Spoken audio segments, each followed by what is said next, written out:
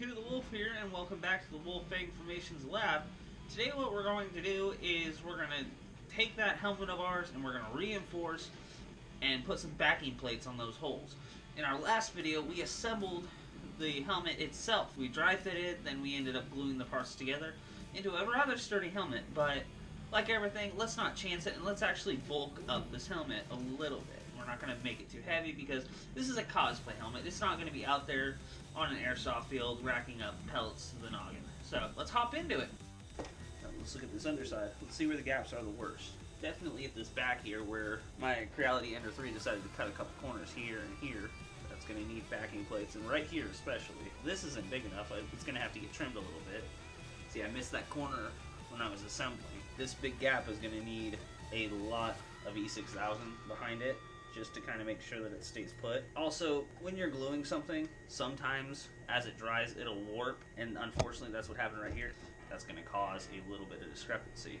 So, what we're going to do then, I'm just going to take some pieces. We're going to cut them as close as possible with this. I'm just going to take a bit of stock from a brim. I'm going to trim it down a little bit with just a household pair of scissors and get it to as close of that angle as possible. And then with the filler that I use, I will just take it and mold it kind of like clay. And during this part, it's not exactly necessary to be precise. Right now we're just roughing everything to make it fit a little better when we do our sanding and molding and all that jazz. You can see how it's overhanging just a tad bit. Undercutting it is actually preferred in this step. If it's undercut, I can always add a little bit more, but that is actually very nice right there.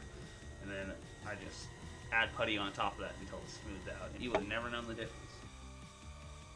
And put on.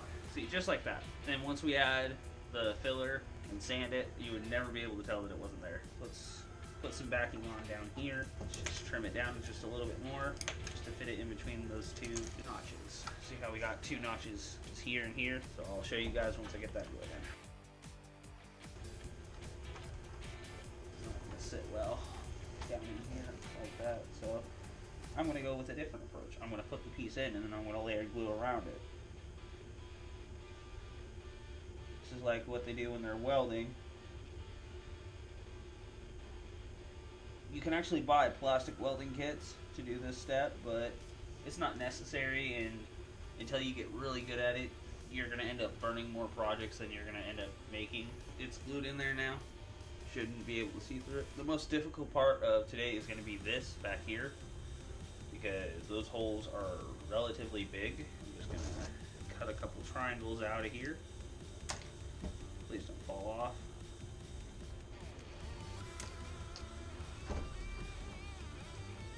Put some glue down first. Trim it. Fingers will glue together for a quick second. That one's filled in right there. Now we're going to come over and do this one. Take our scissors, cut it square, and cut a right triangle out. I have a really bad habit of putting lids back on glue when I'm still using it. That just comes from my days doing model kits and stuff. I used to play with car model kits, but I wouldn't necessarily put the cars together. I would make masks and stuff out of them for my Bionicles. When my dad found out that he was buying all these expensive car kits and they weren't going to cars, he was miffed, but he was impressed. My mom just laughed. She said, "Boys will be boys." Alright. Peekaboo, can't see you. See? And then we're going to fix this one on the side here, too. Now, this is going to be a little bit different because of how big that gap is. We're going to actually try and glue it somewhat back down into place before we see if we need plates on the back. We're just going to push, take some tape. Alright. We're going to leave that alone for a little bit. Check over see if there's any other gaps. No, but there is an issue right here where, because it warped as we were putting it together, there's a slight misalign. I'm going to see if I can correct that before we do our little dealio. So I use this scraper in my shop for just about everything. Pulling prints, finishing, and just general repairs. So what we're going to do is we're going to fit our scraper in right there. We're slowly going to wiggle it back and forth, see if we can pry that open a little bit. And it looks like we're actually peeling the layers apart, but that's fine. What we're going to do is we're just going to... Alright.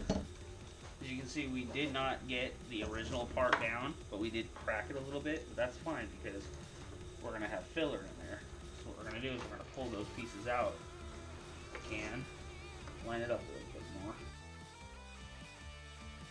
And what that's going to allow us to do is for it to be just a little bit smoother of a filling process, because now we only have to fill a gap rather than leveling it out. And this, it's kind of off a little bit more, but once again, it's one of those things that we really don't have to worry about.